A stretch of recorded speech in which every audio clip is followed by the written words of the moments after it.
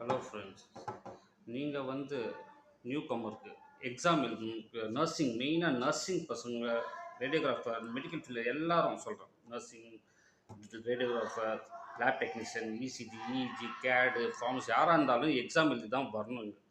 So நீங்கள் இங்கே வந்து எழுதுறதோட நீங்கள் நம்ம ஊரே எழுதிருங்க, அதான் அவங்க ஈஸி உங்களுக்கு. இங்கே வந்து எழுதிங்கன்னா உங்களுக்கு ரூம் செட் ஆகணும், ரூமில் இருக்கிற பசங்க செட் ஆகணும், இங்கே இருக்க எல்லாமே செட் ஆகும். உங்கள் படிப்பு கம்மியாக இருக்கும், கான்சன்ட்ரேஷன் கம்மியாயிரும். ஸோ நீங்கள் நல்லா படிங்க. படித்து நீங்கள் அங்கேயே படிச்சுட்டு வந்தால் உங்களுக்கு ஈஸியாக இருக்கும். இங்கே வந்து படிக்கிறதுக்கு ரொம்ப டைம் கம்மியாக இருக்கும். ஏன்னா கம்பெனி வந்து 3 மாதம் டைம் கொடுப்பாங்க. சில கம்பெனி 6 மாதம் கொடுப்பாங்க, சில கம்பெனி ஒரு வருஷம் கொடுப்பாங்க.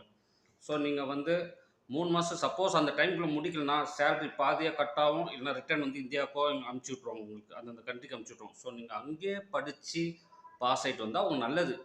இங்கே வந்து பாஸ் பண்ணலாம், இங்கே வந்து பாஸ் பண்ணலாம். பட் அந்த மென்டல் புது இடம்ல கஷ்டமாக இருக்கும். So okay.